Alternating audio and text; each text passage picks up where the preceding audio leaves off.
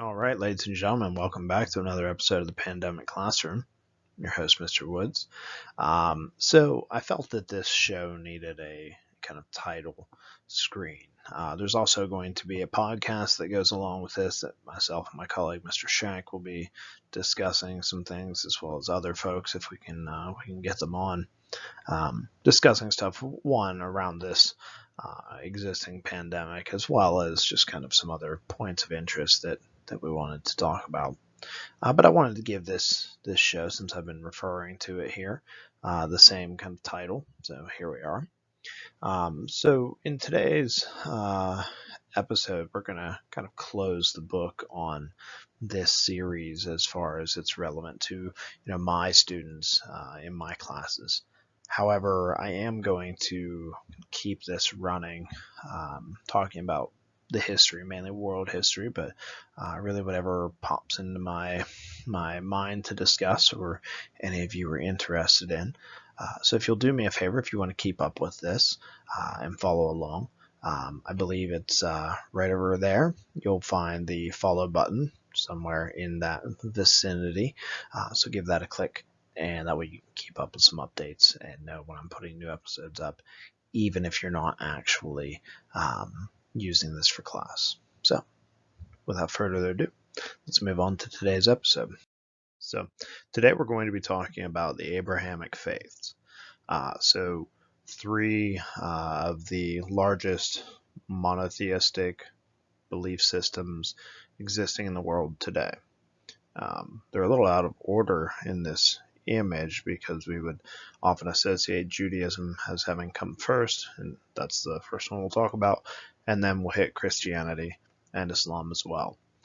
So if you're following along with the actual classwork, it wouldn't have talked about Islam yet, but I felt the need to include it here because, well, one, it is part of the Abrahamic family of belief systems, but also because it's very relevant in today's world, and I feel like we cannot stress that enough.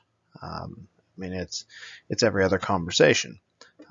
So having a firm understanding of the beliefs at work there, the kind of cultural heritage, and just the people in general, can really help us to better understand that. So we're going to walk through the history and beliefs of each of these three faiths. Now, this is going to be a long episode, so my suggestion would be to kind of break it up into chunks to watch. The reason that I did not put this into 3 episodes is I really felt it deserved to be together. It deserved to be one cohesive story, rather than breaking it apart into multiple sort of subsections. And so we'll begin with Judaism, and talking about the Hebrew people. So this is really kind of the origin point for this monotheism story, even though Judaism may not be the first monotheistic faith in existence. That's disputed. It's the most famous or most well known of those early monotheistic belief systems. So the Hebrew people are a group of people that we would associate with the area known as Canaan or the Levant, and that's the term we use Hebrews to refer to the practitioners of Judaism. They're also often referred to as Jews or as Israelites, depending on the actual time period. But Hebrew refers to those tribes of people that were gathered together there in that region. So that eastern region of the great Mediterranean Sea, known as Canaan, becomes relevant because it's seen as the promised land for all of the Abrahamic faiths, but specifically for the Jewish people.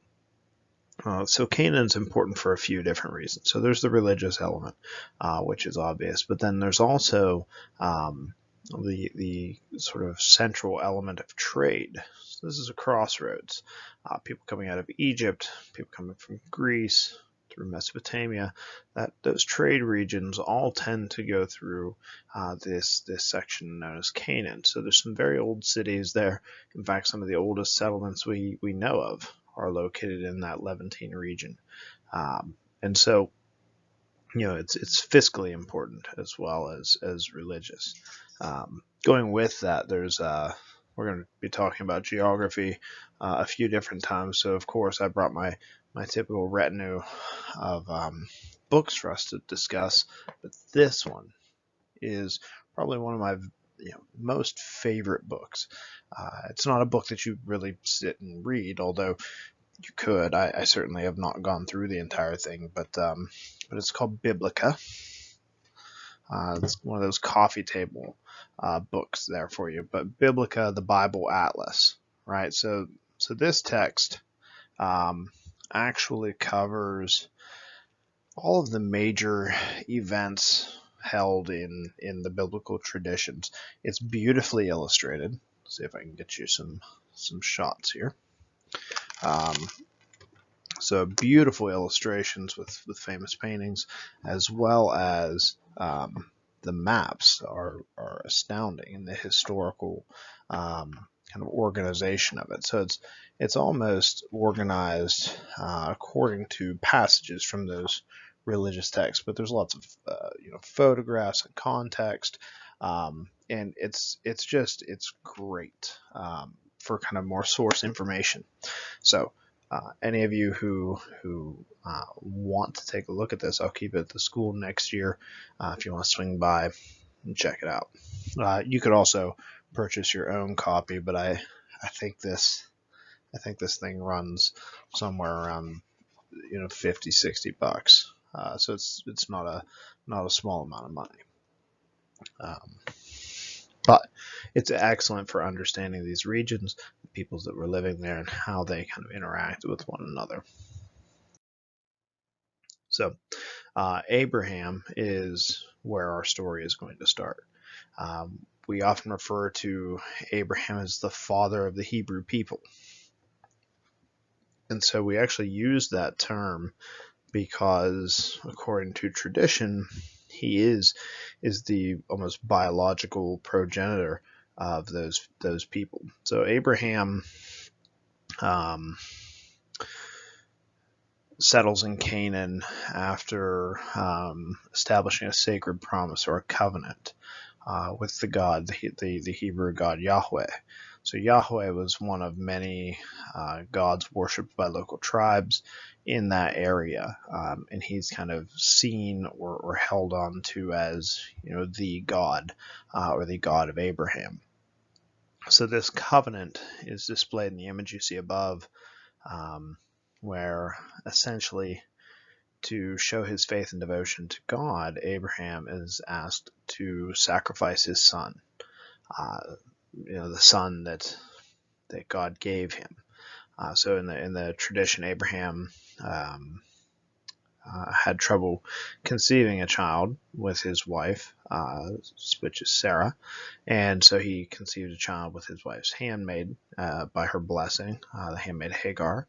That son's Ishmael, and they're going to leave and actually become significantly important when we discuss the Muslim people, because that's going to be Ishmael is going to be the progenitor of the Muslim tribes, or the tribe of people that would adopt Islam. For Abraham, he's kind of given or makes this agreement with God, receives God's blessing, and he and his wife are able to conceive a child, which is Isaac. Now, Isaac is, of course, very, very important to Abraham, and so when Abraham is told to sacrifice Isaac, the fact that he's willing to do so is demonstration of his belief and his faith in God. So he goes and builds this altar, prepares to sacrifice Isaac, and angel stops or appears and stops him. And then Abraham is said to have taken a ram who was caught in a thicket and sacrificed it to God instead. So that's the story there. But it really, with the key element is that you have this devotion, this willingness to do anything for God. So in the Hebrew kind of concept of monotheism, God is responsible for the creation of man, so man must serve God. So that's sort of how that goes. Now, Abraham, before he adopts Yahweh and the covenant, he was known as Abram, but Abraham has a grandson named Jacob, who is also known as Israel, and he's going to have 12 sons who form the basis for the 12 tribes of Israel that come later. So these descendants, of course, from Isaac and from Abraham, become quite numerous. So numerous that it's fulfilling God's promise that Abraham's descendants would number the stars, right? That they would be so plentiful. Now, the 12 tribes of Israel are going to run into some issues as time goes on. Drought and famine.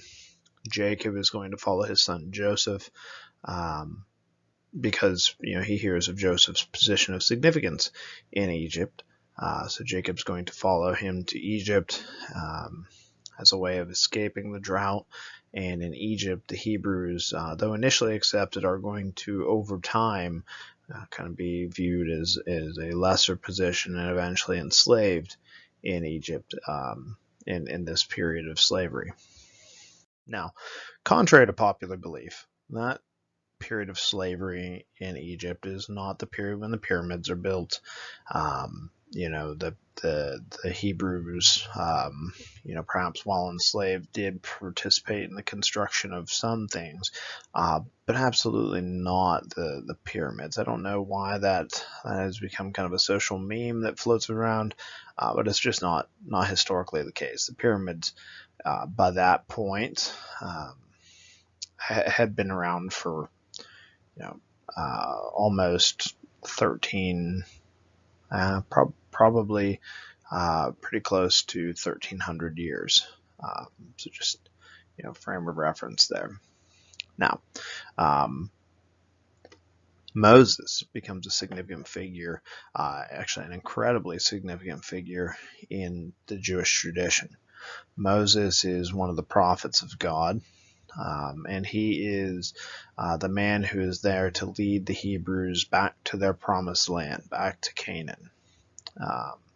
So Moses is born to a Hebrew family. His mother is Yochebed, and he's raised by the Egyptian royal family. Now, maybe not like in Prince of Egypt, maybe not necessarily the actual king and queen of Egypt, or Pharaoh and queen of Egypt, but I believe that tradition says that it may have been the Pharaoh's daughter that raised him. So Moses grew up in the royal family in Egypt, and as an adult learns about his heritage, kind of sympathizes with the plight and the suffering of the Hebrews, and eventually will come to lead them out of Egypt, a journey known as the Exodus. So the Exodus is this mass abandonment of Egypt, of course not without its own strife and its own issues, trying to accomplish that. That's where we have the 10 plagues of Egypt that come in, as well as the famous parting of the Red Sea. Now, during the Hebrew Exodus, they cross into the Sinai Peninsula, where after several years, Moses is going to receive the 10 Commandments from God.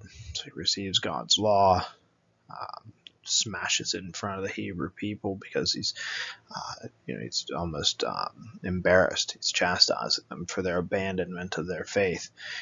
Once they made it out of Egypt, everybody's happy, and then they are kind of stuck in the Sinai Peninsula wandering, and people begin to lose faith, which just was not sort of not seen as okay. It's not custom, right? If you're going to have faith in the easy times, you need to have faith in the difficult times as well. This is a renewal of that initial covenant that was made with Abraham.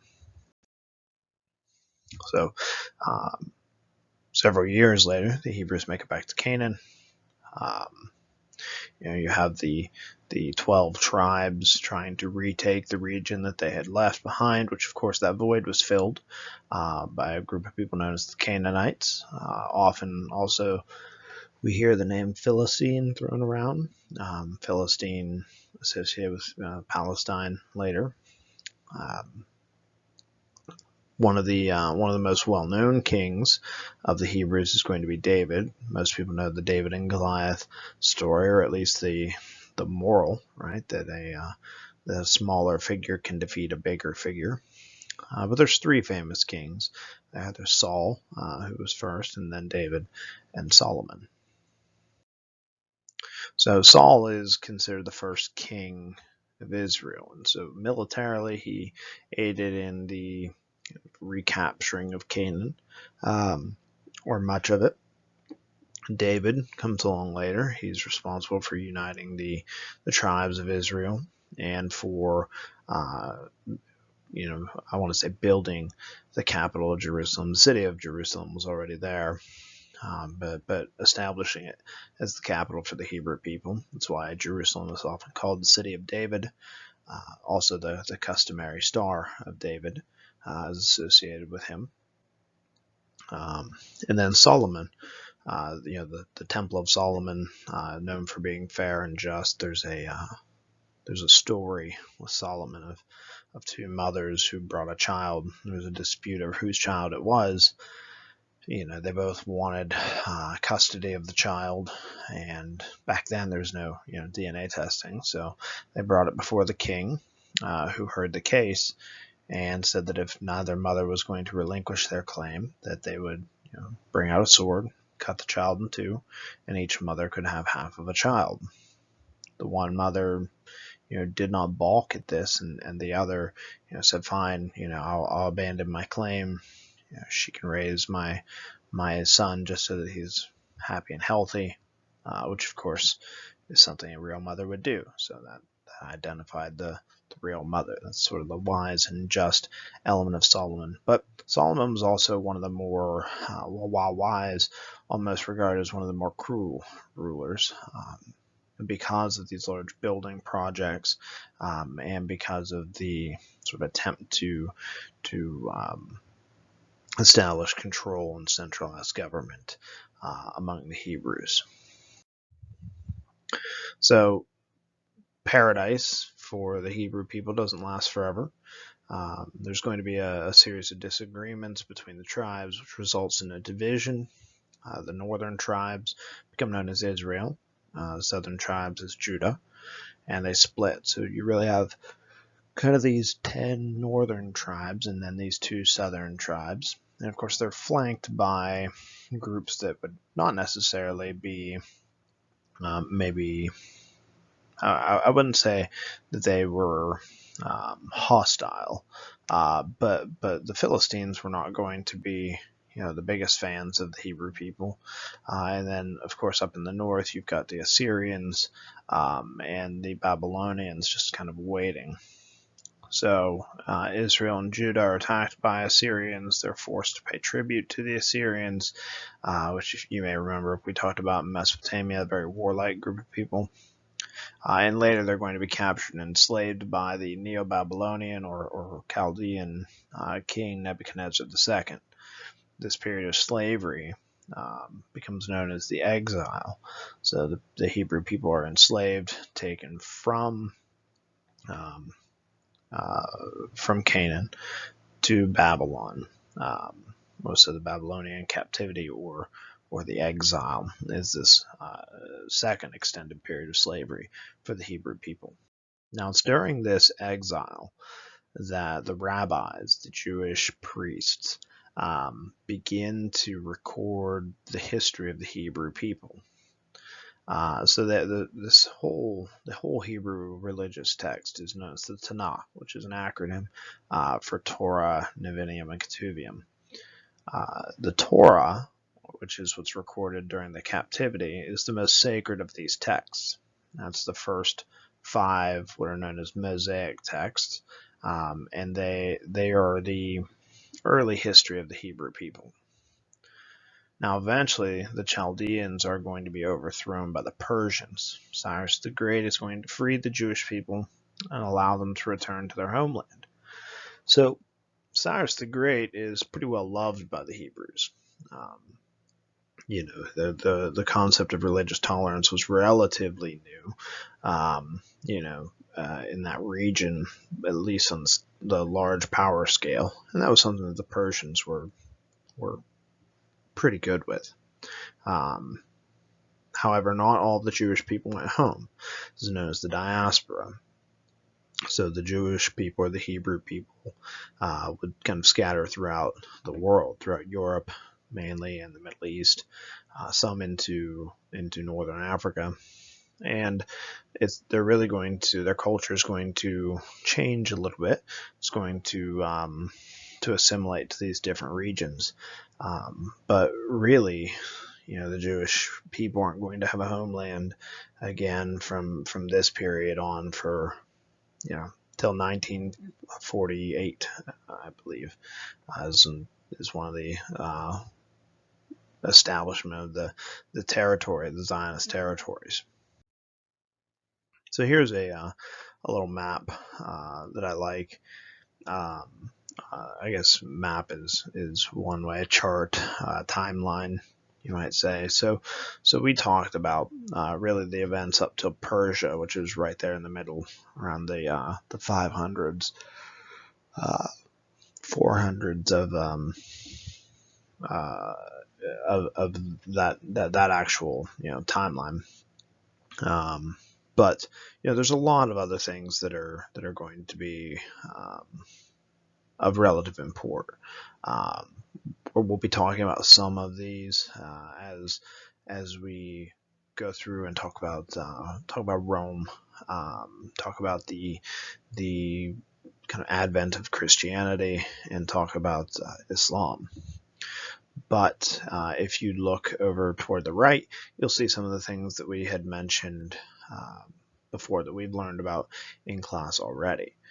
So we talked about the Dreyfus Affair, with the kind of the anti-Semitism occurring in Europe and France.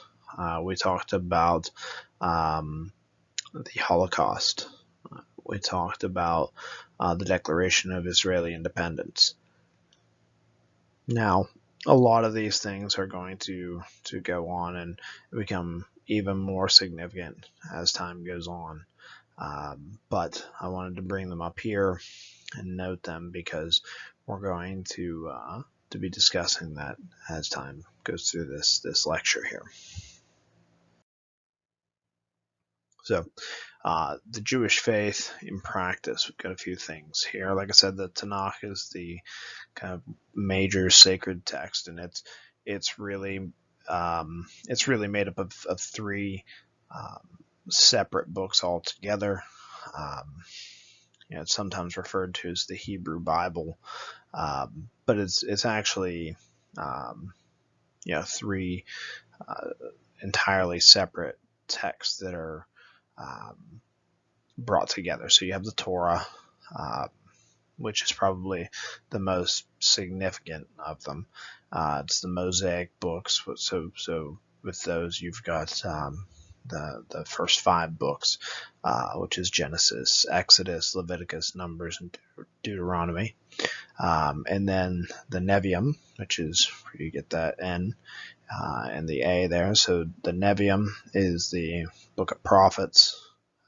And there's several in here. You're going to have Joshua and the book of Judges, the book of Kings, and the book of Micah, and so on. And then the final section is the Ketuvim, which is the writings. So Psalms and Proverbs and Job, etc. Now, I guess I kind of should have these flipped. So the Mishnah is a book or a collection of writings that are comments on the Torah and comments on Jewish law, because those last three sections of the Torah, Leviticus, Numbers, and Deuteronomy, talk specifically about Jewish belief systems and Jewish law. So the Mishnah is kind of a collection of rabbinical parsings of those texts. And then the Talmud is the more established code of law that's built from sort of commentaries on the Mishnah, I guess you could say. The Jewish people do hold service on their Sabbath day, which is often just regarded as Saturday. It's sunset Friday to sunset Saturday. And so the house of worship that they use is known as a synagogue, or often called a temple.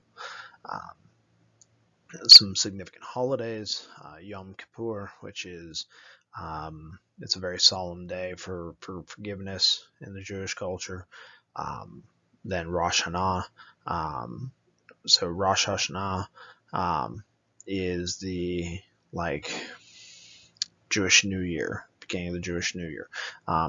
Rosh Hashanah is very sacred to the Jewish people, but it's not their most kind of important day. That would be Yom Kippur. And then Passover is one people are traditionally familiar with because of the association with Christianity. But Passover is the kind of celebration of or recognition of the Exodus. Last piece I want to talk about, just because we're going to address this when we get to Islam as well, are dietary restrictions in Jewish practice, known as kashrut. The Jewish people tend to, especially more conservative Jewish people, obey kind of the kosher law. So you only consume things that are kosher, meaning that they are kind of okay, right? It's permissible to eat them. So I believe the law stipulates that it has to be mammals. So as far as mammals are concerned, like livestock, they have to have cloven hooves and chew a cud. So an animal like a cow, or an animal like a goat or a deer, right? These are permissible. And really it's only the forequarters, so kind of the front shoulder and front half. So that's what's going to be permissible. Pigs are not permissible. So no pork in the more kosher forms of Judaism. You'll also not see blood. So people that like their steaks very rare, that's not kosher. When animals are slaughtered, according to kind of the kosher dietary restriction, the blood is drained or broiled out of the meat in the process of cooking it to make sure that it's not there. So that's trying to follow those particular restrictions that are set up in the religious text. Now, the Jewish people do believe in an afterlife, though it's not a specific set of beliefs like are often seen in Christianity. So it's a little bit different there. There's kind of multiple versions of that, and it kind of depends on which section of Judaism you fall into. So there's about 14 million Jewish people in the world today, which is an incredibly small number. 14 million seems like a lot, but set next to the 7+ billion people in the world, it's a very minor number. You figure Christianity is somewhere up there around 2 billion. Islam is like 1.8 billion. And then you have just 14 million Jewish people, most of whom live in the country of Israel or in the United States. The United States might even be the largest population. If not, it's definitely a close second. So Judaism is kind of observed in 4 different ways. There's Orthodox Judaism, Conservative, Reform, and Reconstructionist Judaism. And to give you an idea of what these look like, so the Orthodox Judaism is very strict. It's the state religion of Israel. And as I said, you're going to follow all of those laws, all of those tenets as closely as possible. Conservative Judaism is a little bit less strict, still following a lot of those laws, still following those official practices. On the Sabbath day, there's no work, absolutely no work. not even if your job is pushing a button. Reform Judaism is probably one of the most common forms. I believe it came about somewhere in the 1800s. Reform Judaism is really much more about following the traditions and beliefs and practices, but in a way that's flexible with today's world. And then Reconstructionist Judaism is what we often call secular Judaism or cultural Judaism. So the religious belief is not there with Reconstructionist Judaism, and it focuses on the customs and practices of the Jewish people. See, Judaism is something we often associate as a religion, but it's also very cultural as well. People were Hebrew people who were also Jewish, so those practices and the ethnicity kind of became ingrained together. Reconstructionist Judaism focuses on preserving the culture and traditions rather than the actual religious belief itself. I like this timeline, so I made sure to put it in here. This is pretty much strictly for Judaism and Christianity, but you can see Abraham up at the top by 1800 BC, and that goes through Rome taking control of Judea. That's mainly the kind of Jewish timeline. You come down to the bottom, you see that same section, Rome taking control of Judea, and then follows the more Christian story. So you have that. I like this timeline a lot. I may even refer you back to it. So mark this timestamp here, right around 30 minutes. Make sure you come back and check this out at some point. So we're going to be talking about early Christians. Christianity is one of those things that's often difficult to talk about because it's in so many pieces. There's so many different beliefs under Christianity. And as with talking about any of these religions, I'm discussing them from a historical perspective. My goal is to communicate the beliefs of these people and the practitioners of it, as well as the history and where it comes from and how it fits into a social context. My goal is not to push any of these belief systems on anyone. So that said, let's move on and talk about Christianity. All right, so in order to understand where Christianity has its origin, we have to talk about the history of the Hebrew people as it relates to Rome. So the Romans held this province known as Judea, where the Hebrews referred to as Canaan, or Judah specifically, was a province of the Roman Empire. And as part of kind of the program of Romanizing its colonies, the Romans began to demand that the Jewish people worship the Roman emperor, that they refer to him as Deus Filii, or the Son of God, because that's one of the titles that Augustus and later emperors would take. So when the Romans began to ask the Jews to do this, that became very difficult because the Jewish practice of monotheism, they can't acknowledge another God. It's in the Ten Commandments that thou shalt have no other gods before me. So the Hebrew people had to resist. Now, the conflict with the Jewish people and the Romans was a very long-standing one.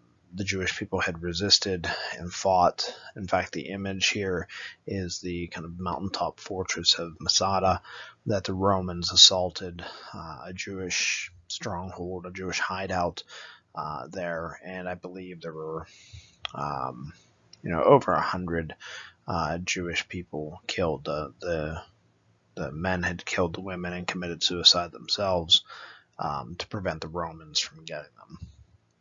But, many of the Jewish people wanted the Romans out of their homelands, and they were willing to do so through violent measures, whether it's fighting back in this way or full-scale revolts against the Romans.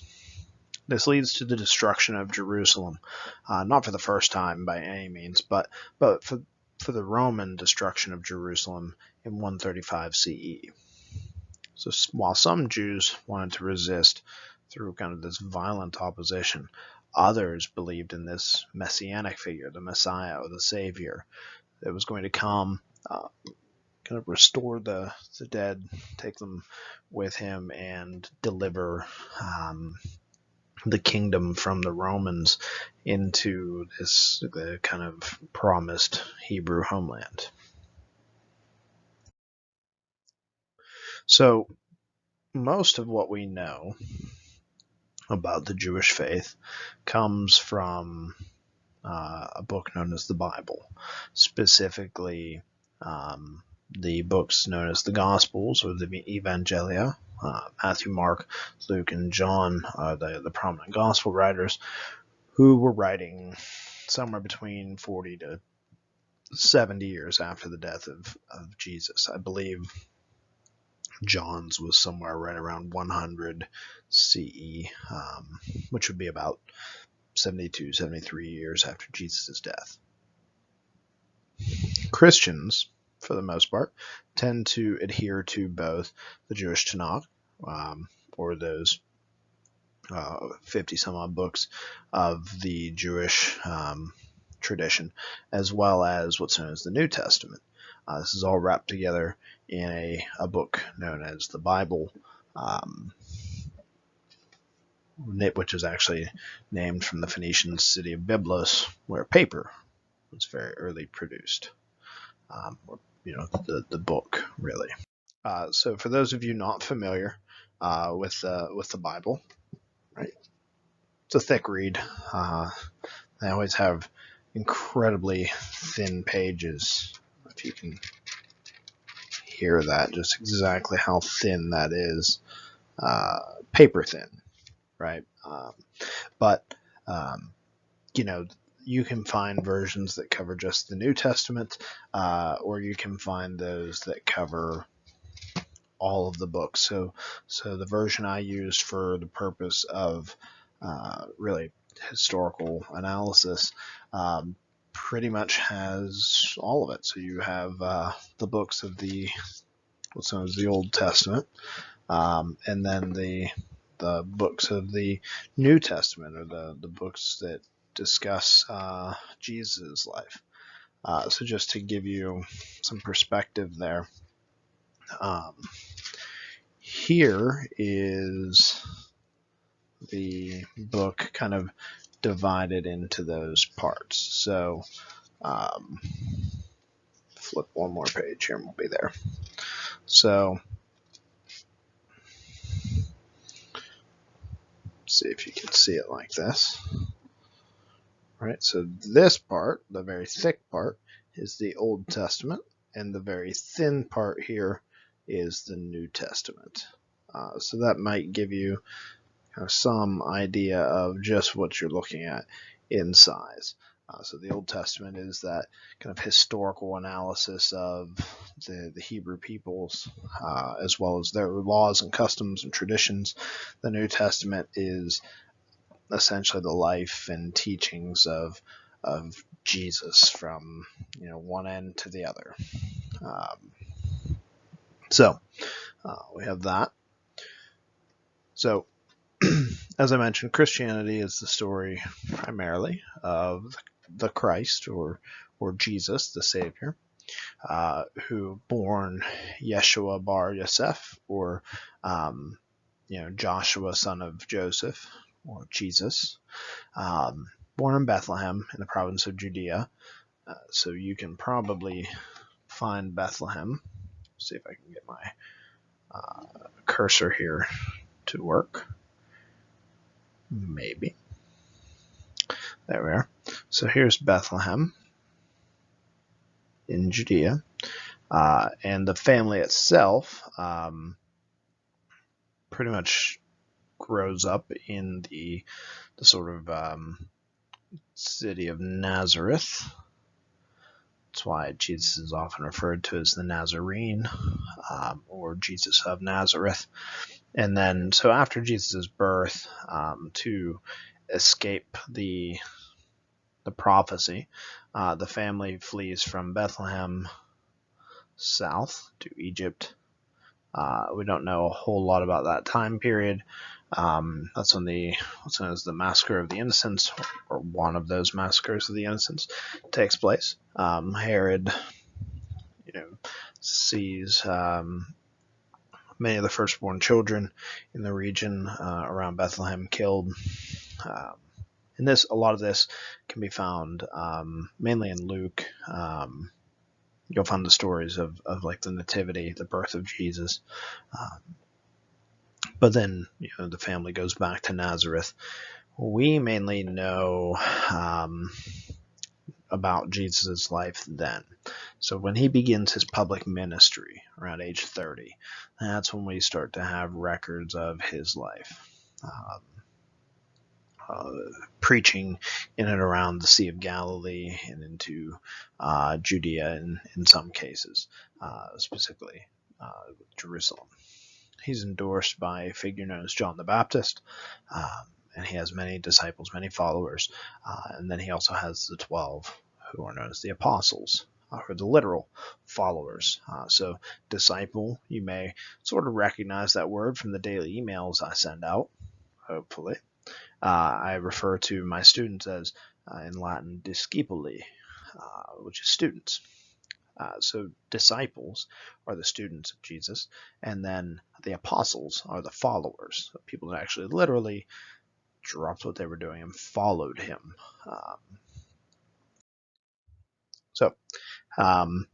Jesus arrives in Jerusalem around the year 60, because Jesus is not born at 0. Probably a good time to discuss that. So everything is divided into dates. That's how we keep track of our time. When we're talking about the dating system of BC and AD, before Christ and Anno Domini, not after death, it's really supposed to be set on the moment of the birth of the Christ. Everything before that is before Christ. Everything after is the year of our Lord. However, a Roman monk, by the name of Dionysius Exiguus, in like the 500s, miscounted. As far as we can tell, Jesus was likely born somewhere between 4 and 6 BC, probably closer to 4 BC. And so that really we should rewind about 4 years or so, if you wanted to align everything, but we just don't, and we just acknowledge that that's probably when he was born, based on timeline, historical timeline that goes along with the stories. That if we're establishing Jesus as a historical figure, it was probably somewhere between 4 and 6. There's not a lot of detailed records there. But Jesus arrives in Jerusalem. He's probably about 32 to 34 here, right around the year 30 CE, for the Passover. And a lot of people see this as a political move. Jesus coming into the region at this particular time, this very sacred festival, all the people gathered. The Roman government sees this as a move to incite what may be a rebellion. The Jewish Pharisees and Sadducees see Jesus as a kind of a rabble-rouser, as a troublemaker, someone who's messing with the religion, who's trying to take over their positions.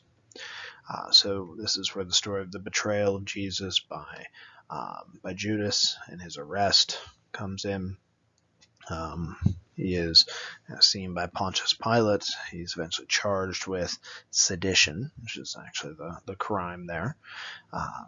He is crucified, dies, and according to Christian tradition, he is then resurrected and ascends to heaven. Now, crucifixion was not something that they just did for Jesus. Anyone who is arrested for treason or seditious acts, or often for being Christian later, for many different reasons, would be crucified. That's a common punishment by the Romans. Guaranteed death within about 3 days, because if by the second day you weren't dead, they would break your legs or stab you, something like that to ensure that you died. And you actually die from just from cardiac arrest. It is a nasty, nasty form of execution for sure. And so we talked about Jesus' ministry in and around Galilee. So let's mention the teachings. Jesus taught what's known as monotheism, right? So the belief in one God, who he referred to as the Father. Principles of the Ten Commandments to maintain the covenant that was established with God. Concept of salvation, that God's willing to basically grant that salvation to anyone who seeks forgiveness. And really tries to move away from the formality of religious belief that's associated with Judaism, and move toward a more personal relationship with God. So do away with all of the rituals and the taxes and the burnings of incense and the offerings that have to be made, and focus more on that interaction with God. So here we go with those followers, the disciples, the early students and followers of Jesus, many of whom have become the apostles. One who is sent, right? One who follows Jesus, whom he's going to teach and hold as responsible for spreading that belief afterward. So you have traditionally 12, although 13 perhaps, depending on your count. So let's take a look at some of them. So I love this graphic just because it gives us some key points to discuss. Mainly, we're going to worry about those two folks all the way on the right at the top, St. Paul and St. Peter. But there's many in here that you can look at. So James the Greater and James the Lesser, and it basically tells you how they died and where their remains are.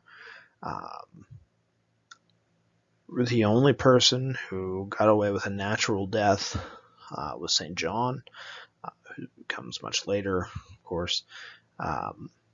So he's the only one who's not tortured in some way. So you have Thaddeus filled with arrows,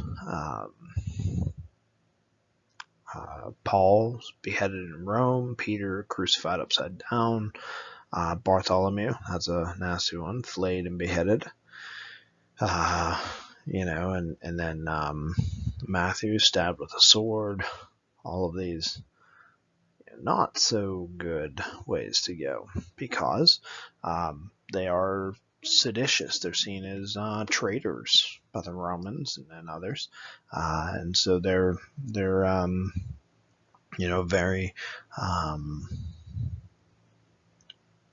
very much regarded in that way.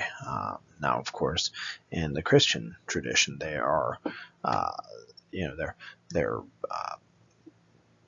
overjoyed. They're rejoiced in. They're built these massive cathedrals to them, and they're seen as very important, at least in that early Christian tradition.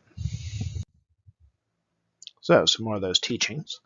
A lot of the followers of Jesus who would go on and try to spread these teachings found a lot of people who were interested in hearing what they had to say.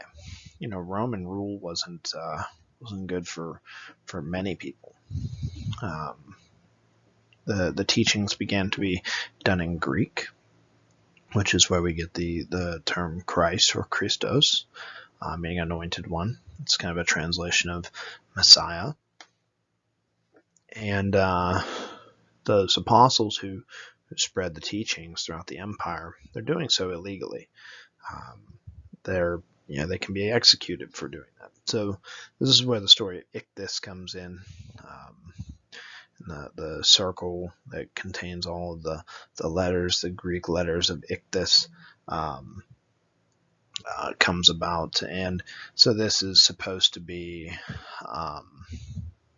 kind of the secret message or the secret meeting for or way of meeting for the Jewish people. So see if I have enough room to do this somewhere on here. So we'll just do it in red for the sake of being seen.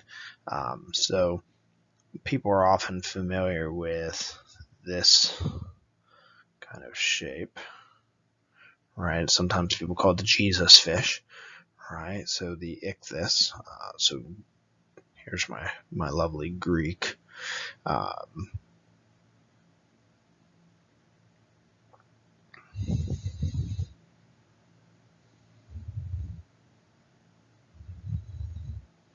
So ichthys, which is often held to mean Jesus Christ, Son of God, Savior. So people would customarily leave this symbol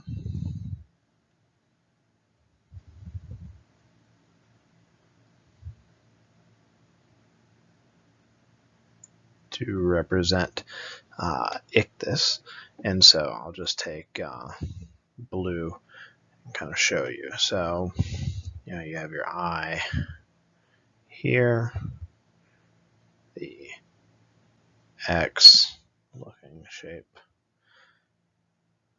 So you're going to hit all of these Greek letters in one spot, which is what allowed people to kind of communicate in secret the belief system. So all those letters overlapping together creates that shape. This was a way of people being able to identify others who practiced Christianity in secret using a secret word in a language that in the Roman Empire, at least in the West, would have been maybe slightly unfamiliar. Right? They might recognize some of it, but not all of it. So very sneaky. Paul of Tarsus, Saul formerly, is responsible for most of the spread of Christianity. He was one who persecuted Christians, but has a conversion moment on his way to Damascus. Though he never actually would have met Jesus in person, he had this vision from him and really became focused on spreading the beliefs and teachings of Christianity to others, to people throughout the Roman Empire. So he's a Roman citizen living during the Pax Romana. Traveling around the Roman Empire isn't a problem for him.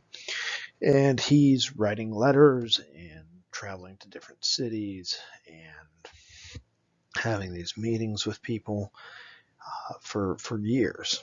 And he actually even gets into a debate known as the Ecclesia with his contemporary Peter about just who should be able to become a Christian. He says that anyone can convert, that he was converted, so anyone, whether they were Jewish or not, could convert to this belief system, which really brought hope to a lot of people within the Roman Empire. This brings me to Peter, the first bishop of Rome, or just kind of starts that papal tradition. He is referred to as the rock upon which the church was built. Allusions to his execution site. He's crucified upside down in Rome, where later the papal church, St. Peter's Basilica, will be constructed. So it's he even requested, I believe, to be crucified upside down so as not to kind of dishonor Jesus. He's the founder of the church, or at least the early church, and he's going to allegedly be given the keys to the gates of heaven in Christian mythos. I actually read a story not long ago, and I'll link it with this video if I can find it again. I think it was National Geographic had done a piece, but they were uncovering homes along the Sea of Galilee and had found one that was that they called Peter's house, that people had called that forever. It was an early church, first century church. And when they dug beneath it even further, they found kind of the traditional remnants of a home. So a lot of people believe that may have been Peter's mother's or Peter's house that had been converted to a meeting place for Christianity. So that's one of those interesting things that archaeology has the potential to uncover for people who study this. So we know from talking about the Romans that Christians are seen as troublemakers in the Roman Empire, are often persecuted as such. They, along with the Jews, became scapegoats, particularly nasty under the reign of Nero, who would often, as you can see displayed in this image, have them crucified and burnt, or, he would send lions after them in the Colosseum, or any animals just to for sport. That would be kind of part of your WWE package when you went to the Colosseum for the day with your family. You might see some animals fight. You might see some gladiators fight. There'll be the execution of some criminals, executing some Christians. There might be a mock battle, and then the kind of the main event of the main gladiator combat that evening. So, the fact that this is part of it just kind of shows where the Roman people, or a lot of the Roman people, stood on this.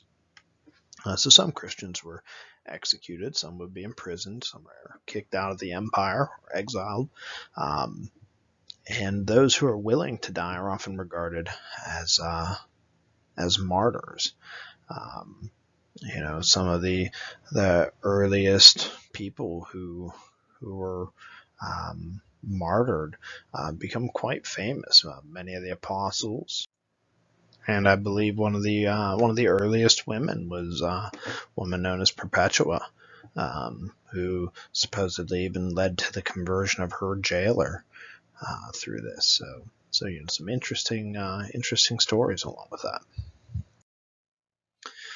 So the Christian church actually starts to get built a little bit after this, and I'm not talking about the physical church, I'm talking about the actual institution of the church. Christianity spreads pretty quickly because of its message, and so there's a need to have an organizational structure, and that begins to take place. And so we're going to kind of jump down the line here and take a look at what that looks like. So as that church built, they tried to establish doctrine, the Council of Nicaea and the Edict, or well, rather the Edict of Milan, and then the Council of Nicaea, kind of making everything established.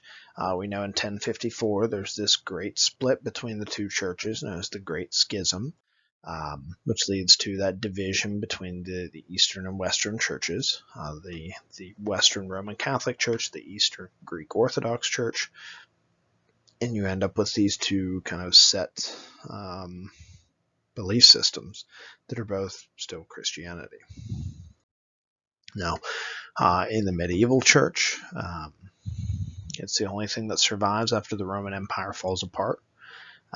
So people find a lot of safety and security within the walls of the church and within learning about the church. Missionaries try to convert some of those barbarian tribes very successfully to Christianity. They're really concerned with preserving everything that's left over from the Roman Empire, copying a lot of these texts, preserving knowledge, and trying to establish a power base for themselves. Early monasticism, or the ideas of kind of monks living in monasteries. Monks are dedicated to prayer. There's transcription of religious texts and the illumination of texts, like these beautiful images on that text in the upper right there. Talk about monastic reforms of these monks, trying to change up what they did and how they lived in devotion. You had the monk famous known as Saint Benedict and his sister Scholastica, following the Benedictine rules, or the rule of Saint Benedict, as monastic guides in their devotion and religious integrity. Ways of practicing, almost in isolation. You had friars, or traveling monks. There's really two schools there. There's the Dominicans and the Franciscans. And they have, the Dominicans are considered more scholarly, and the Franciscans were often seen as more spiritual. Um, Women have a lot of roles in holy orders. Probably the most famous is Hildegard of Bingen, who was an abbess and a mystic and writer and philosopher, musical composer. She kind of did it all. Um, and women could actually find roles within churches and have authority, at least early on in the church. And as time goes on, those rights become more restricted within the church. Papal powers expansion.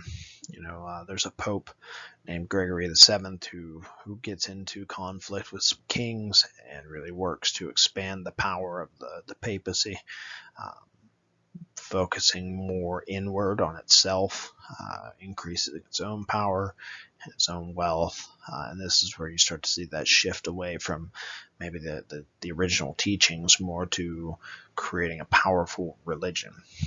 It's not going to be too long after this that we would then talk about the Crusades, though we're not going to do that in this episode. So by this point in the story, the Christian church has run into some problems. Lay investiture probably being one of the most significant, which is taking lay people not associated with the church directly, like kings, and giving them positions of religious power. Simony, which is selling positions within the church, and then chastity, because in the Roman Catholic Church, priests are not allowed to get married. It's against church doctrine, and yet you had many who had families, and so their commitment to their families came over their commitment to maybe their flock or the parishioners within their church. Heresy is also a concern. You can see there's a lot here. Arianism was one of the very early ones, which was the denial of the divinity of Christ. Donatism, Lollardism, which was John Wycliffe and Lollardy, the Hussite movement with Jan Hus, Catholicism, that since the world is evil, Jesus could not have been born into it, and then Protestantism even. The execution and burning of heretics became quite established in the early and late Middle Ages. In fact, Joan of Arc, of course, famously burned at the stake. You can catch my piece on her on the episode of Shankism. I'll link that also in case you're interested. But for all those potential negatives for Christianity there toward the further end of the Middle Ages, the philosophy that came out of it was quite useful. So you had someone like Thomas Aquinas writing his Summa Theologica, which is basically a logical argument for religious truth, definitely influenced by Aristotelian thought, and the establishment of the scholastics, which were kind of religious learned scholars who would discuss topics of law and history and belief, and they would meet together and do this frequently, and then they started to have people that were interested in learning or listening to them, so they would discuss with them, which led to discussing in small groups to large groups, and gave rise to the tradition of modern universities with offering classes. That's why some of those earliest teachings in universities, as far back as you can go, they taught religion, they taught history, they taught government, they taught law. It wasn't all basket weaving and pottery like it is these days. Not that I'm knocking those. I took a pottery class. It was definitely a good time. I still have a cup somewhere. Now, probably one of the most significant splits in the church itself is the split into what's known as the Protestant faiths, particularly beginning with Lutheranism, which was really in the 1500s is when that started. So in 1517, on the All Saints Church in Wittenberg, I believe Germany, Martin Luther nailed his 95 propositions, 95 theses, basically all the ways that the church is corrupt and all the things that he wanted to discuss. Nobody saw this coming as a large issue, but the fallout from this became pretty intense. Martin Luther advocated for a justification in religious belief based on one's faith alone, that the scriptures take authority over traditions, and that all believers are spiritually equal. So this is all kind of earth-shattering for that long-established church tradition that had occurred before. Luther is looking for justice in the church. So he sees kind of the wealthy giving lots of money and appearing to be very pious while also breaking church laws or church rules, and it's being ignored. He looks at the ideas of St. Augustine and of Thomas Aquinas and understands that the good works that you do in life are not enough to get you into heaven. That the medieval church had really been all about this. They would kind of count up the good things you did, weigh it against the bad things, and determine how much penance you needed to do to kind of get back to a sort of zero or back to a positive. It's known as the treasury of merits. Right, and the idea that popes could speed this along by signing indulgences or offering remission of sin was seen as awful, especially when it came to buying these things. Most famously, the Pope Urban II offered remission of sin for anyone who would go to the Holy Land to fight during the Crusades and who died there. They're fighting and killing, and if they died, all their sins would be wiped away. That's something that's very enticing if you are a murderer or a soldier or a person who has a lot of sin in their life to go and you get to fight, and you're going to get a sort of out of jail free card. At the city of Worms, the Pope condemns Luther as a heretic and eventually excommunicates him. Luther is handed over to Frederick, and then he's kind of he's going to be prosecuted under the Holy Roman Emperor, but Frederick sort of absconds with him, and kidnaps him, where he'll then later be declared an outlaw, but survive into his later life. Brings us John Calvin, who was definitely influenced by Luther's teachings and focused mainly on the omnipotence of God and the sinful nature of man, and kind of how to come back from this. So you can see, we'll really stop here for the purpose of this, but you can see just how much the church evolved over that particular period of time. All right, ladies and gentlemen, so if you are keeping track at this point, we are just cresting over 1 hour on our little episode series here. We're going to start talking about the Middle East and Islam, so this is going to carry into really the last element of those Abrahamic faiths, and we'll be talking about the faith of Islam and the Muslim people. So, the belief of Islam originates on the Arabian Peninsula, which you can see on the map here. It's centered around two major cities known as Mecca and Medina. They're not on your map here, so I'll add them. They would be, I believe, right about here for Mecca.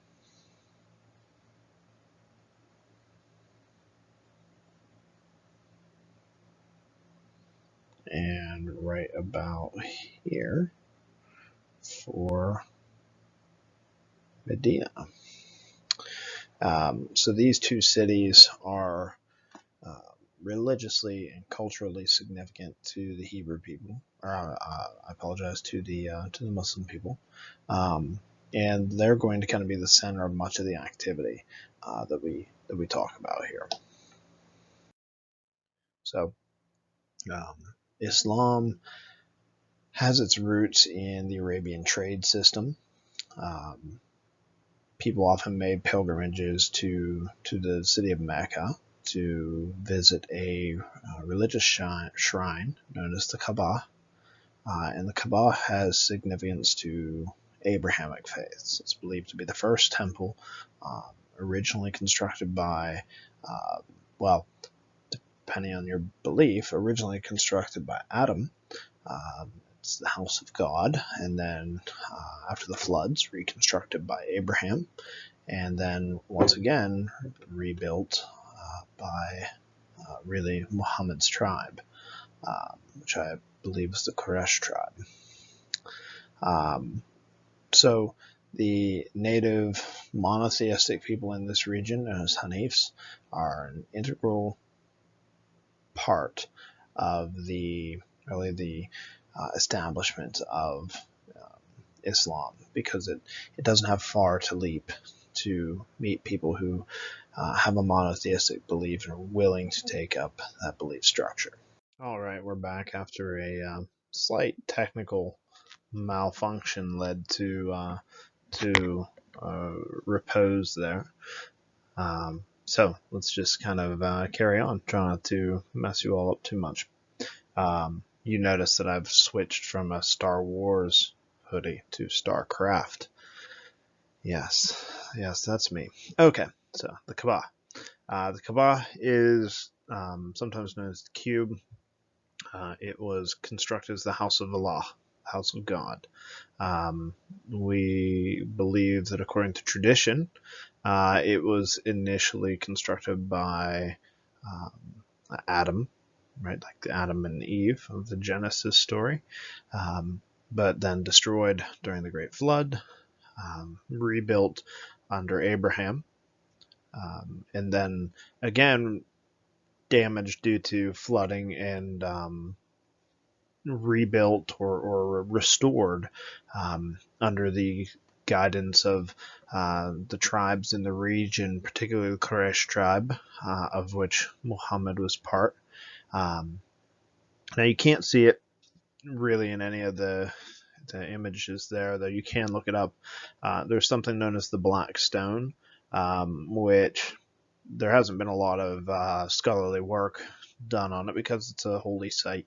You can't just go chipping away at it to study the material, but it's believed that it could be a meteorite or something like that. But this black stone was believed to be brought to Abraham by an angel, and it was laid into the cornerstone of the structure, and Muhammad had the privilege of being part of laying this black stone in the reconstruction. You can see in that image there's people holding what appears to be some type of tapestry, and that was so that no one individual got the honor of laying that stone, that a representative from each of the tribes would be a part of it. But it was Muhammad who laid the stone onto the tapestry.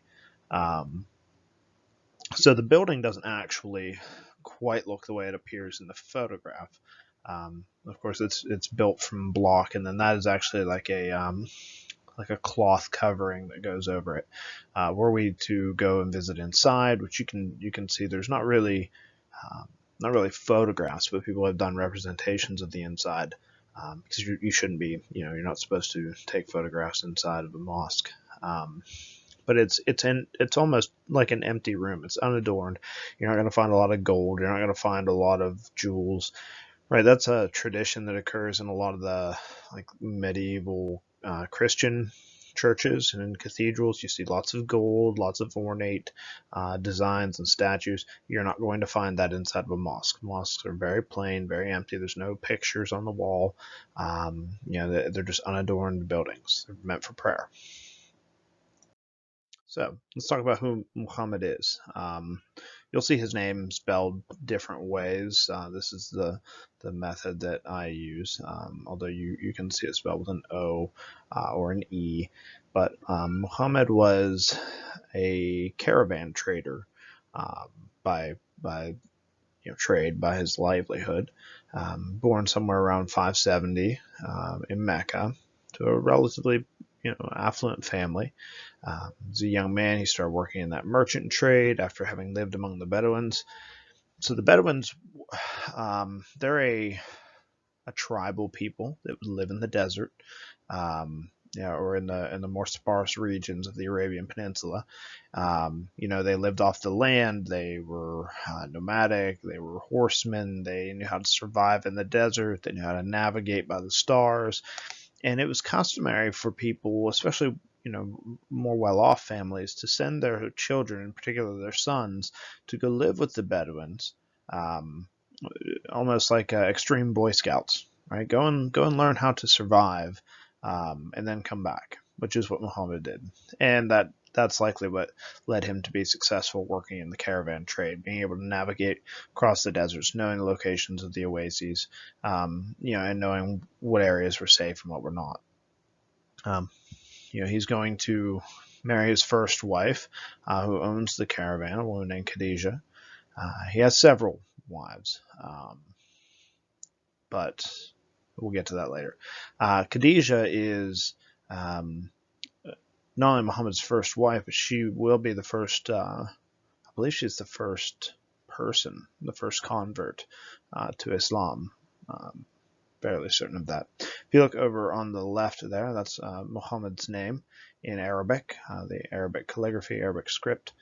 So you can see Muhammad, and then up above his name there, I believe it says that he is the final prophet of Allah, which is part of kind of his title. I know that it says, I can see that it says Allah there. I'm not certain about the rest of it, but that would be my guess. At around age 40, Muhammad is going to hear a voice. So he's taking shelter from the sun in a cave outside of Mecca, and this was normal. That's not something strange. To spend some time meditating, self-reflection, and he's in a cave to stay out of the sun. He hears a voice, and that voice is the angel Gabriel, who appears to Muhammad and reveals God's message. So Muhammad's meditating in this cave. The angel Gabriel appears to him, and basically starts to give him instructions. So he says, recite in the name of your Lord, he who created. He created man from a blood clot. Recite your Lord is most bountiful. He taught with the pen. He taught what he knew not. So this kind of instruction is something that, of course, probably scares Muhammad to some strange degree, right? Certainly that would be startling. But Muhammad comes to understand that this means he's responsible for spreading the word of God, and he's eventually going to be convinced he is the final prophet of Allah. So he's going to receive the word of God. And this is a point of distinction. So what he receives here will go on to become the holy book, or the Quran. That's not recorded instantly, but it will be recorded after Muhammad's death. And this is a key part in the story. So not everybody is a big fan of these new monotheistic beliefs. Muhammad's persecuted. He and his followers are persecuted for their beliefs here, and probably in large part due to the fear of what could happen. So if you remember back, we talked about the Kaaba as being a very sacred shrine. So it was a sacred location for many different religions, including those polytheistic tribal religions that were practiced by many of the other people that lived in the area. So if you get everybody to switch to one religion, then that site might not be sacred anymore, which takes away from the trade. So there's the kind of financial aspect of it. But of course, there's other reasons. But so people despised kind of Muhammad's ideas, and he and his followers are attacked and driven really out of Mecca. So they're forced to take flight, and that's the hijra, is the flight or the journey of Muhammad and his people. So some refer to this as a migration, which you could look at it this way. The flight kind of makes it seem like they didn't have a choice, which they did. They could have, stayed or went elsewhere. But this date is important. All right, 622 is the date that Muhammad and the Muslims that were following him left Mecca and went to the city of Medina. So Medina, by the way, is a more Jewish city. The further north you went, the more likely you were to encounter Jewish and Christian peoples. I think the map there shows you that as well. So um, so Muhammad and his people go to Yathrib, which would be later named Medina for Muhammad. Medina meaning city of the Prophet. And it's there that he starts to establish kind of a base of power. He's given political office, essentially. He's the religious leader of the people. He helps develop a constitution, which dissolves some of the tribal issues and helps to sort out what we're going to do with these Jews and Christians, bringing them in, giving them citizenship. I think there's a tax if you wanted to practice a religion other than Islam. But still citizenship rights. And this date becomes the beginning of the Islamic calendar. So everything in Islam is dated from the year 620, our year 622, as their kind of zero. So 623 would be the year 1 AH, or after Hijra. And everything before is not really considered. They see this as being the most important thing that you can imagine. So a lot of years of skirmish and back and forth fighting between Mecca and Medina. Remember, this isn't necessarily all peaceful. Muhammad has these Bedouin followers. He himself is a warrior, trained to be a warrior. He's had this caravan trade career, which is not, he's not just a wandering merchant. This is a very dangerous career field to get into. So brings us here to where he returns to Mecca. Now, the return to Mecca is, in some cases, very celebrated, and others, it's seen as a conquest. But another way, he goes to Mecca. And you see here on this slide, Kaaba is spelled different. There are multiple spellings. I typically go with the K-apostrophe-B-A-H, but you're translating a language that doesn't use the same phonetics that we do. Same letters. But anyway, so Muhammad goes to the Kaaba. He goes inside. He pulls out all of the idols to the Arabian gods and destroys them.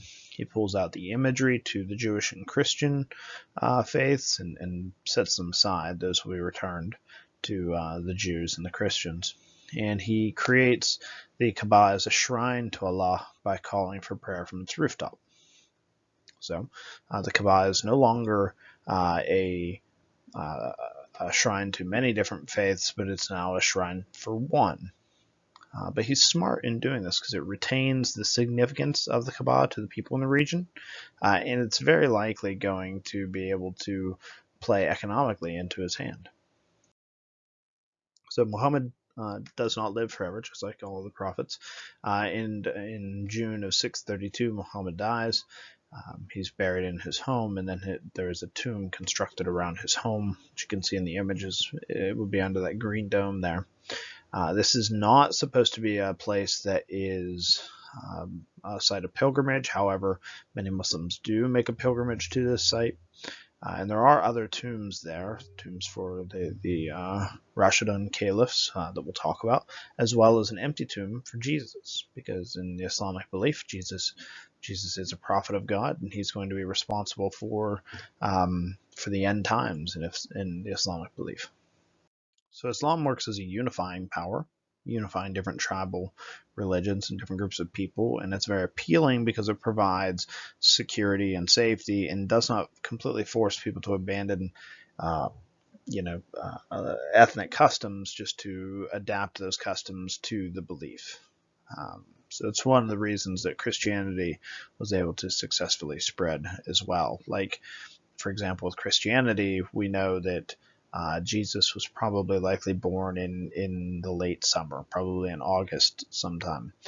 Yet Christians celebrate his birth with Christmas, the Mass of Christ in December. Well, the reason that is done is because December was traditionally a time of the Yule festival among the Germanic peoples. It's a huge festival, very important, the rebirth of the god Balder. And so what they would do is replace that festival. They say, all right, look, we know you guys like to have this party. You want to celebrate all of this stuff. So instead of celebrating, Yule, you're going to now celebrate Jesus. And so they just stuck his birth in there as a time of festival. That's very common in both Christian and other faiths to do that. And it allows people to convert to those belief systems much easier when they don't have to change what they're already used to. So, the 5 pillars of Islam is kind of the core set of beliefs for the Islamic faith. So you have the Shahada, which is the proclamation or declaration of faith, which is essentially saying that you believe in God, Allah, which is just Arabic for God, and that Muhammad is his final prophet. Prayer, Salah, which is praying 5 times a day. Sometimes people assemble in mosques, sometimes they don't. It's just wherever you are facing Mecca. Almsgiving, so donating to the poor, the less fortunate. Sometimes this is donating what you have. Other times, in certain places, it's like a compulsory tax, but it's charity basically. Fasting.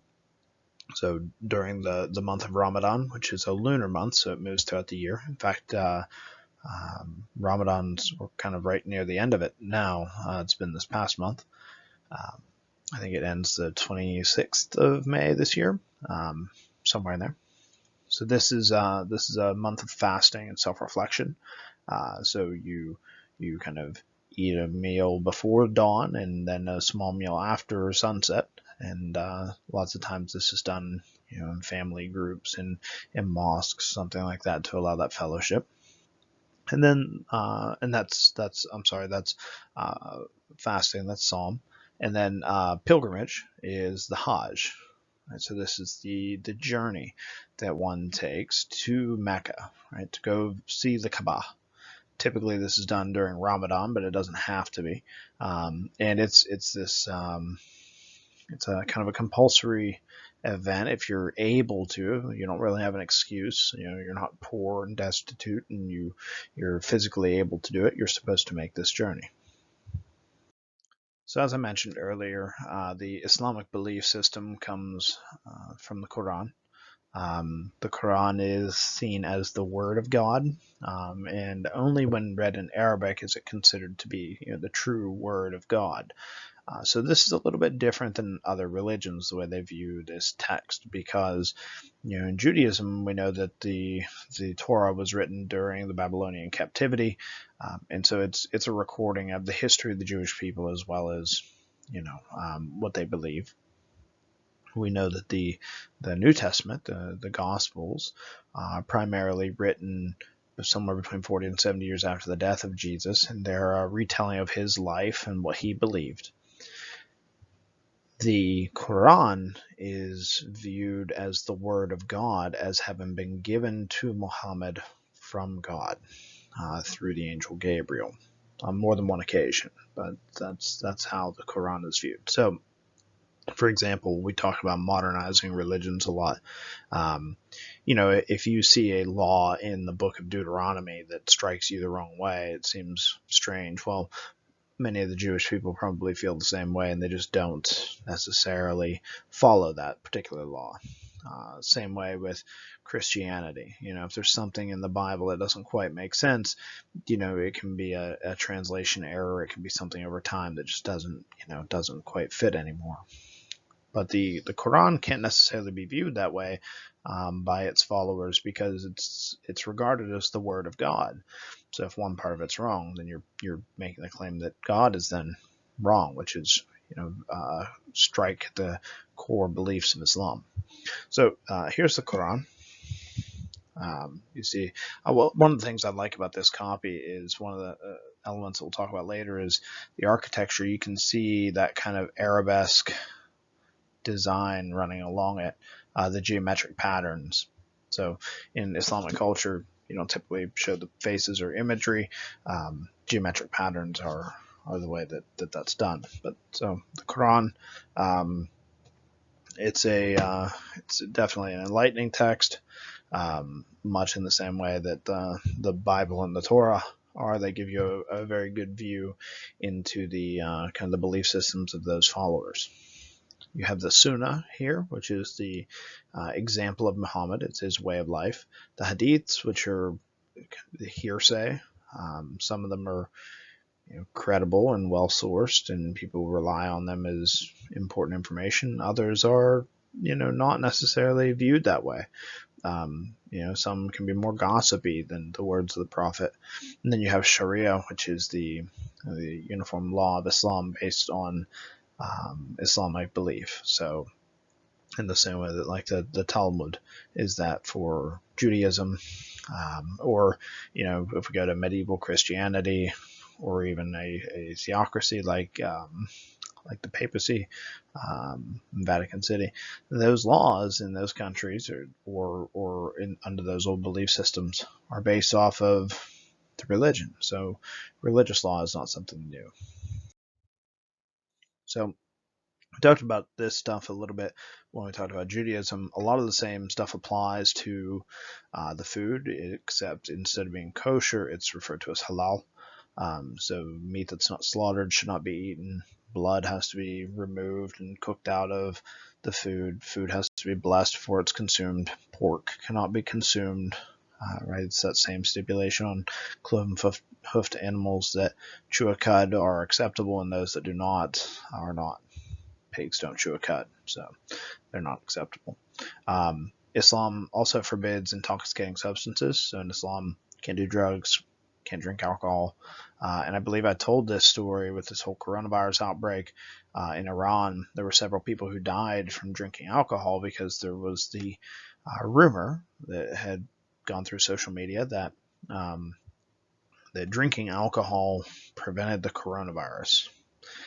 So since alcohol is not legal, they started bootlegging it, manufacturing it illegally, and did so incorrectly, and led to the deaths of, I think it was like 40 some people. So, dangerous to manufacture your own alcohol. And also, alcohol is, not a substance that's allowed to be consumed in Islam. And then the Sabbath is Fridays, and you have imams, which we'll talk about in a minute. They're traditionally, but by the majority, seen as prayer leaders. So the Rashidun Caliphs, or the rightly guided caliphs. So a caliph is a successor or a deputy to the Prophet.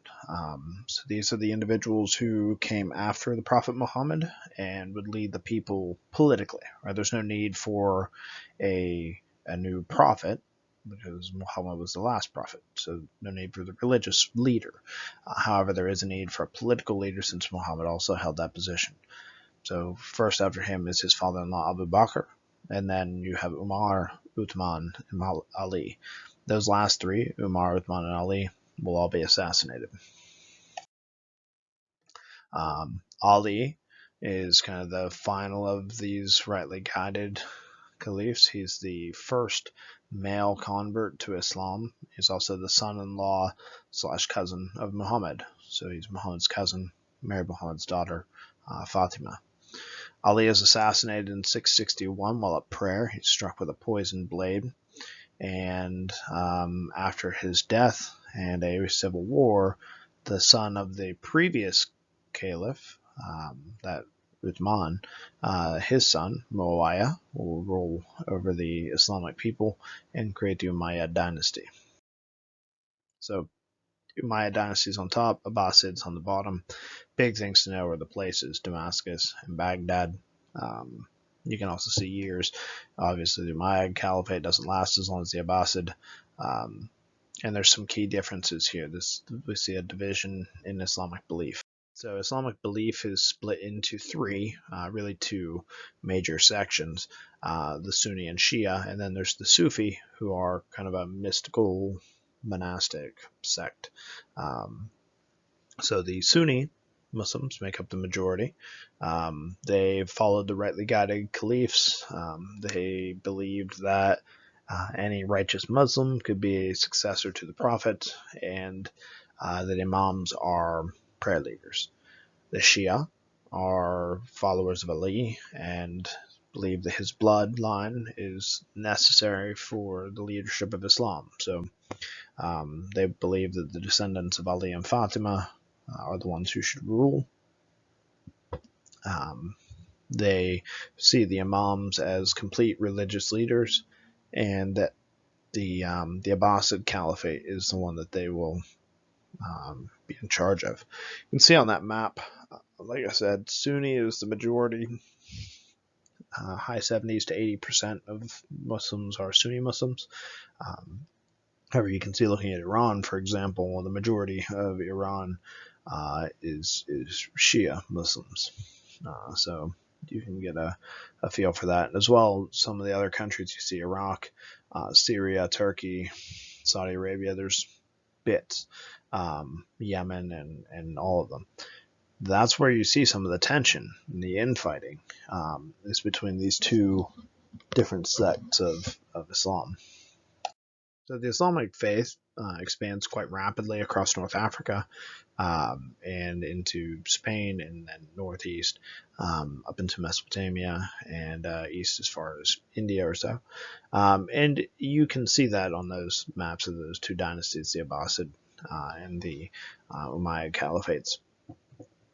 The kind of stopping points in the east, 1258, siege of Baghdad, city of Baghdad, Hulagu Khan, who is a descendant of Genghis Khan, one of the Mongols, burns the city, kills the last caliph.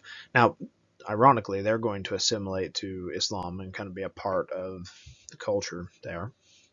But that's the kind of the limit of expansion. In the west, you have the Battle of Tours, 732. The Frankish, call him a ruler. He wasn't a king, but his children would be. Charles Martel stopped the Islamic advance there at the Battle of Tours in Francia.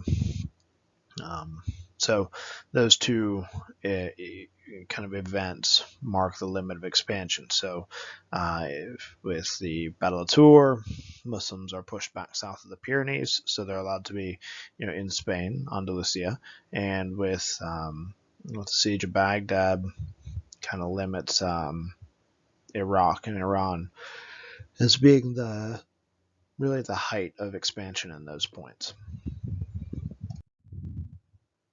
Muslim universities, you can see they're very, very grand, kind of building off of medieval scholasticism, translation probably being the most important, science, medicine, and mathematics, and of course they're sprinkled all over. The first of which, though, is known as the House of Wisdom. Caliph al-Mamun constructed it in the 800s in Baghdad. House of Wisdom had everything from a library to a translation center, and scholars were interpreting works from all over the world, compiling that information together, preserving it. And a lot of the reason we have much of the stuff we do today is because of its translation into Arabic. With regard to science, Muslims are some of the first to use the scientific method, observation in particular, the development of optics for like telescopes and microscopes, and cartography, mapping, navigation. All of these sciences take leaps and bounds of advancement during Islamic time. And as far as navigation goes, it was very important to know where you were and what direction you were facing. So when it came time to pray, you were able to orient yourself to the direction of Mecca and observe your prayer formally. As far as medical advances, you have Ibn al-Razi, who is responsible for creating kind of the comprehensive book, as well as the treatise on smallpox and measles, making observations based on information that he's received from others, as well as treating patients himself. and kind of getting some general understandings that help advance the field of medicine. Things that we might look at today as being kind of silly, like, oh, a patient who's sick should have fresh water and clean air to breathe. However, those are things that we still use today and weren't used previously. For math, anyone who did not like algebra, me included, you have Islamic mathematics to thank for that. Al-Khwarizmi, he is the founder of algebra, which would be algebra today. And that's the adaptation of the Indian numeral system to make the Arabic numeral system, which is actually what we still call our letters or our numbers today. So 0 through 9 are Arabic numerals, and they're just slight changes to Arabic numerals of the time. For literature, very rich tradition of storytelling in Islam. Of course, the Quran is the height of all literature. However, those Bedouin campfire stories and tribal traditions, those stories carried on to make some of the more renowned literature. So I'm willing to bet that many of you have heard of Alibaba and the 40 Thieves, or Aladdin in the Wonderful Lamp, whether that's the Disney version or not. Sinbad in the Seven Voyages, Sindbad and the Falcon, the Genie and the Fisherman, the Wonderful Carpet. Right, so you might have heard some of these stories before, and they're all built off of the original tales from Thousand and One Nights. Art and architecture. So Muslim art, mainly these recurring geometric patterns like I showed you on the cover of the Quran, but you can also see here, there's also calligraphy, right? The handwriting, the art of handwriting. It's very beautiful and it's often used to decorate as well. And columns, arches, domes, all of these things are built from Roman and Greek ideas.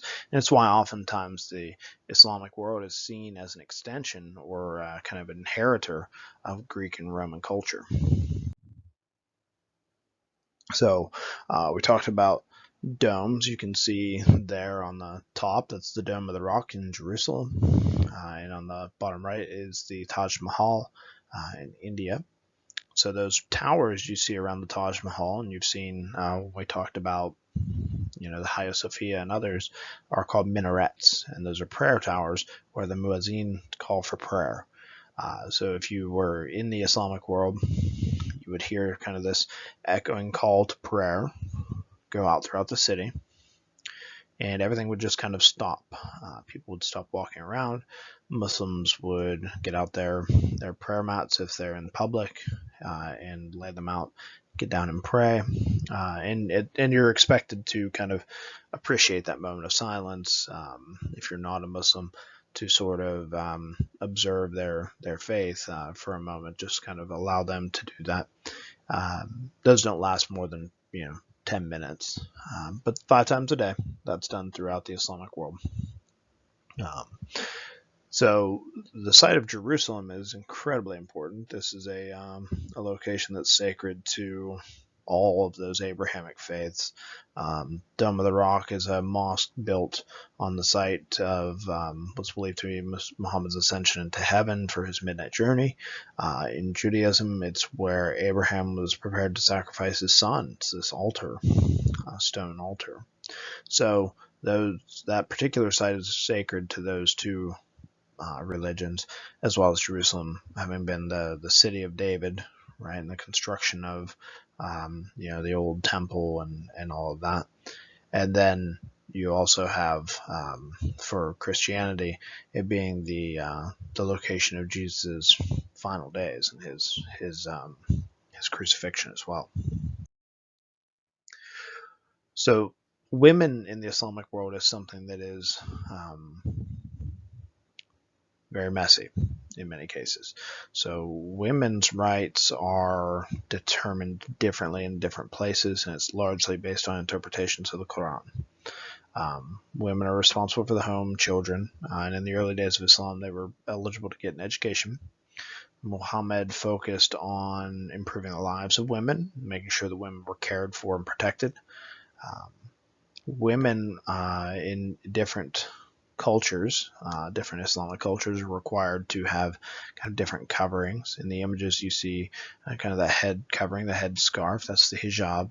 But there are others, the niqab, the burqa, and others. So, in the West, where we live in the United States, or in many other Western countries, if you see a woman wearing a hijab, she's likely doing that because she wants to observe her faith. Whether or not, the reasoning behind it is actually religious, or if it's kind of socio-cultural, it's likely because of that. But you see down the bottom, the woman who has hers on a stick, kind of protesting. That's Iran, where wearing the hijab is compulsory. She doesn't have the choice legally to wear it. And so that's where this becomes very controversial. She didn't want to wear it, and that woman actually went to prison for several years until I think it was Amnesty International got her out of prison, and she's now in an undisclosed location. So, it's one of those things where, of course, there's personal religious belief that goes into it. And so you can't jump to conclusions and say, oh, hey, we this, that, or the other. However, depending on where you are in the world, you might not actually have that choice. And that's something that we should be concerned with, too, especially here in the United States. Freedom of religion also means freedom to not follow religion. So anyway, so that's it. That's it for this extremely long lecture here. We're rolling up on an hour and 45 minutes. But on top of that, this will be the last episode that is compulsory for those students of mine to watch. But like I said, I'll probably keep this up and put some new ones out. Tolerance, right? That's really what we should be teaching. While there are cases where different religious beliefs can be maybe viewed as offensive, or maybe are not things that you necessarily believe yourself, it does not mean that you cannot tolerate them. Of course, we should never endorse any belief system that violates human rights. And so where that happens, that should be addressed. But at one point or another, pretty much every religious belief out there violated some forms of human rights. The important thing is understanding that religions, if they're going to continue to exist, must continue to modernize. They have continued to adapt with the times. And so those beliefs, people are welcome to have them, but you have to be careful on infringing on the beliefs of others. So, thank you for hopefully enjoying another wonderful episode of the Pandemic Classroom. That's all I have for you today. So have a good one. Stay safe.